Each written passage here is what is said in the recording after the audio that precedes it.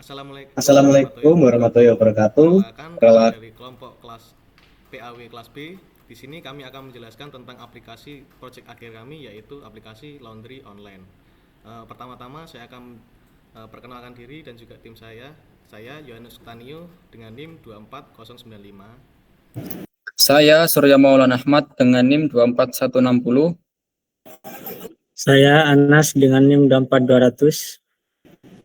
Saya Rizky Pratama Sarko dengan NIM 24181. Saya Muhammad Andri Firmansa dengan NIM 24139. Kemudian hal yang akan kami jelaskan pertama kali yaitu sistem overview dari aplikasi kami. Oke, di sini saya akan menjelaskan sistem overview dari aplikasi laundry online yang kami buat. Langsung saja, pertama-tama di sini saya akan menjelaskan tentang latar belakang kenapa kami itu memilih aplikasi laundry ini yang secara online. Nah, itu karena pada kehidupan nyata itu kebanyakan para pengusaha laundry itu masih menggunakan bekerja secara manual, mulai dari misalkan untuk menghitung sistem cuciannya, memantau pencatatan cuciannya dan lain sebagainya, itu masih menggunakan secara manual. Nah, disinilah peran kita itu menggunakan sistem laundry itu secara online. Itu untuk memudahkan para pengusaha laundry untuk mengelola usaha laundry mereka. Kemudian dari aplikasi yang kami buat di sini itu meliputi salah satunya untuk fitur pemesanan. Jadinya nanti itu si pelanggan bisa melakukan pemesanan di aplikasi laundry yang sudah kami buat.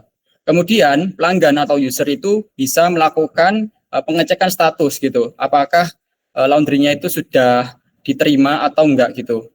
Nah, dan kemudian dari si usernya itu bisa melakukan sebuah transaksi. Seperti itu. Mungkin untuk penjelasan dari sistem overview dari aplikasi laundry online itu segitu saja. Bisa dilanjut dengan teman saya. Oke, di sini saya akan menjelaskan tentang IRD laundry-nya, yaitu di sini bisa kalian lihat di mana terdapat 5 entitas, yaitu di entitas pertama yaitu tentang user. Lalu di user ini terdapat atribut, di mana atributnya yaitu ID, nama, nomor telepon, alamat, dan juga role-nya ya, di mana admin atau user. Lalu terdapat atribut pesanan. Di sini relasi user dan pesanan ialah relasi one to many. Artinya user itu bisa melihat banyak pesanannya.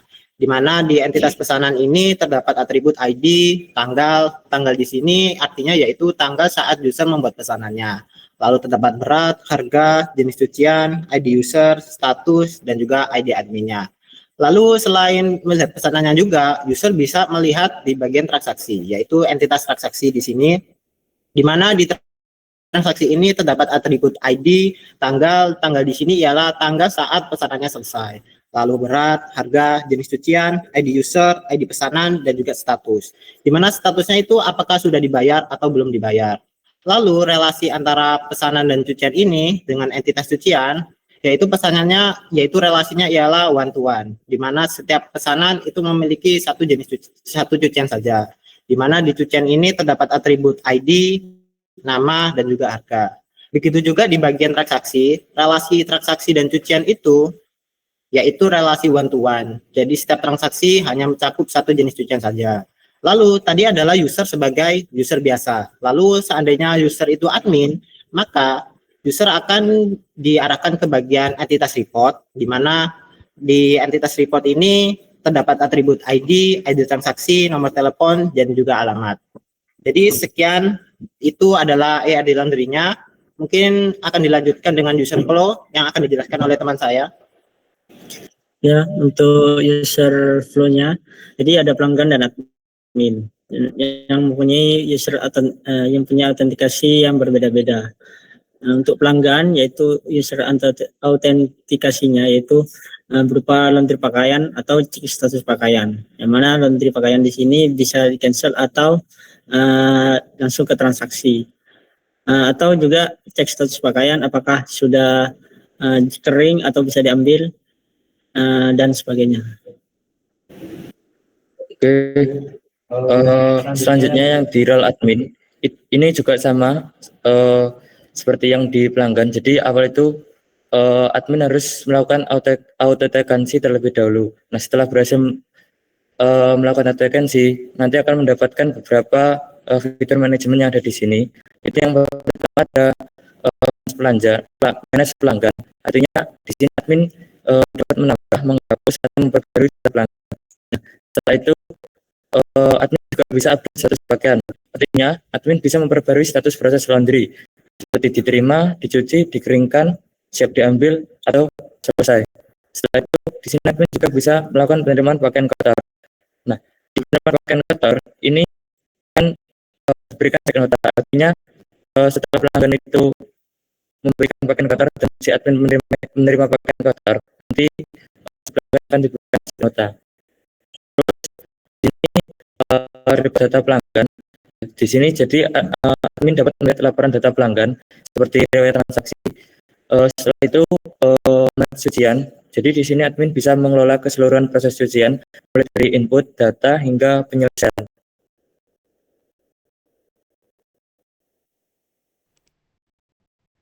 Baik, sekarang lanjut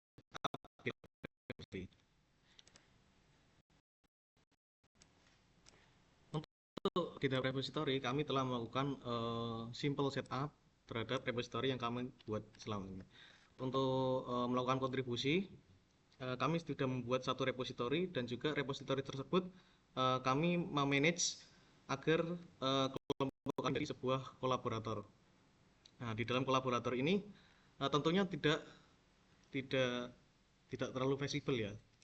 Kenapa? Karena kami sudah membuat rule yang dimana rule yang pertama yaitu untuk melakukan push dilarang melakukan force push. Oke. Yang kedua adalah menggunakan pull request untuk merge ke dalam branch main. Seperti itu setupnya cukup segitu saja. Kemudian saya akan menjelaskan tentang manajemen dalam proyeknya. Nah, untuk proyeknya kami setup MVC dasar untuk PHP murni, PHP native. Saya jelaskan dari awal. Pertama yaitu semua request akan masuk ke dalam indeks PHP terlebih dahulu. Nah, untuk melakukan hal itu saya perlu sebuah konfigurasi dalam web server saya, terutama Apache di dalam XAMPP. Nah, itu dapat ada file htaccess ini supaya dia selalu request di dalam folder itu akan masuk ke dalam indeks HTML mau apapun itu requestnya. Oke, di dalam indeks PHP itu pertama ini adalah setup awal, setup variabel-variabel awal, variabel-variabel environment yang dibutuhkan untuk lanjut ke proses selanjutnya. Pertama ada proyek, kemudian ada require dari environment jika diperlukan, karena di asumsi saya nanti projectnya akan perlu banyak setting variabel-variabel yang secret. Nah, kemudian ada loader. Kenapa kok saya menggunakan loader di sini? Loader di sini pada awalnya itu untuk meng-load semua komponen-komponen yang sudah saya pisahkan di area ini. Nah, komponen-komponen yang saya pisahkan di sini awalnya saya import satu persatu ke dalam filenya. Dan ternyata ketika saya import saya gagal. Gagal kenapa? Karena saya kedapatan mengimport dua kali satu library, satu file ke dalam file yang lain. Karena satu file dalam file yang lain itu saling berkesinambungan, saya kesulitan untuk memanajemen importingnya. Maka saya buat satu file untuk bootstrapping loader, di mana itu berada di loader. Ini akan diimport di awal pertama kali. Dia akan mengimport semua kebutuhannya, mulai dari controller, koneksi, kontrol yang ada, kemudian model-model yang ada itu diimport pertama kali di loader. Habis itu barulah di indeks PHP melakukan import routing. Di routing ini saya buat class route yang dimana ini dibuat di dalam ini di folder lib/controller PHP. Bukan, maaf, maksud saya lib/PHP. Nah, Di dalam routes ini saya definisikan cukup simpel. Pertama itu mulai dari kelasnya, kelas routes-nya. Dia punya private variable routes yang dia array. Kemudian dia punya request URL yang nanti nerima request URL-nya apa. Request URL ini saya dapat dari mana? Saya dapat dari server dalam key request URI. Server request URI itu isinya nanti akan berupa path halaman websitenya yang ada ketika dia dibuka. Misal kita mau mengakses localhost /a/b gitu, nanti akan muncul /a/b. Nah, di situ saya akan tampung ke dalam request URI. Kemudian routing ini saya definisikan satu persatu di dalam routes-nya. Routes URL-nya / kemudian ada ini.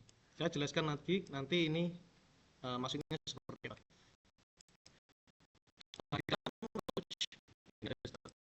Nah, Philip itu ada dua metode get sama metode post. Di sini saya yang membedakan apa? Yang membedakan ini hanya request metodenya saja.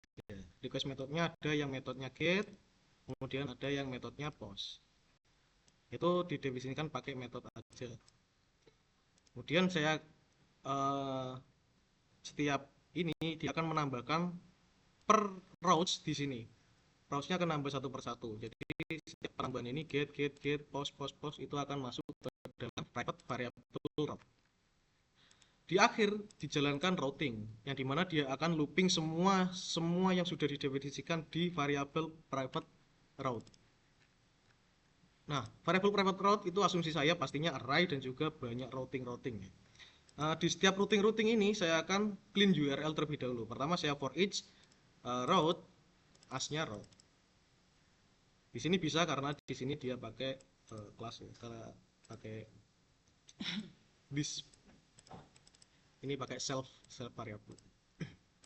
Oke.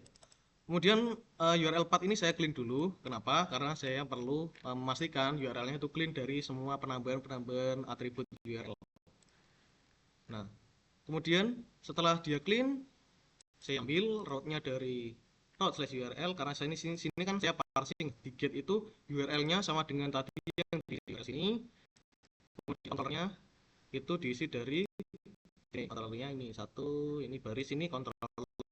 Metodenya ini saya langsung isikan saja. Yang sini metode get ini tak isi get, metode post saya isi post. Seperti itu. Nah, saya ambil route URL-nya. Kemudian saya checking. Ceknya seperti apa? Ceknya seperti ini. URL itu apakah sama dengan path URL path sekarang? Nah, pastinya kalau routingnya pas, itu nanti dia akan masuk menuju metode yang benar. Nah, di dalam URL itu tadi udah saya simpan route-nya kan ada controller. Controller itu saya bikin pattern seperti ini. Saya pisahkan, saya split pakai add. Nah, add itu saya akan explode seperti split itu, split add. Saya pisahkan bagian yang kanan itu untuk yang kiri itu untuk nama controller, kemudian yang kanan itu untuk nama metode. Nah, setelah di explode, sini saya explode dengan separatornya itu add. Nah, ini saya punya dua variabel sekarang, class name sama dan juga method name. Nah, saya cek dulu pertama, apakah class name itu yang sudah didefinisikan itu beneran ada atau enggak. Kalau beneran ada, maka saya melakukan ini ya, inisialisasi ya di new class. Saya definisikan kelasnya menjadi controller. Kemudian saya cek dulu dari controller yang sudah saya definisikan itu apakah punya metode seperti metode ya yang sudah saya split tadi. Split yang sebelah kanan kan metode. Nah, itu kalau ada dia menjalankan controllernya si controller, metodenya dari method name. Nah, disitulah dia akan menjalankan sebuah controller. Controller itu berawal dari sini di folder /controller. Di sini ada beberapa controller definisikan, contohnya misalnya controller index. Ini fungsinya cukup simpel yaitu untuk menampilkan view main. View main ini didapatkan dari saya bikin juga ini bootstrapping untuk controller supaya dia punya punya apa ya? Punya cetakan function method view. Ini cukup umum ya. Dia punya beberapa method default. Saya masukkan di view saja. Nanti kita extend ke dalam controller masing-masing. Jadi seperti itu. Ke view main. Hasilnya view main ini dia akan menampilkan bukan menampilkan, lebih ke merefer view yang ada di folder view sini. Namanya sesuai nama, kemudian ekstensinya PHP.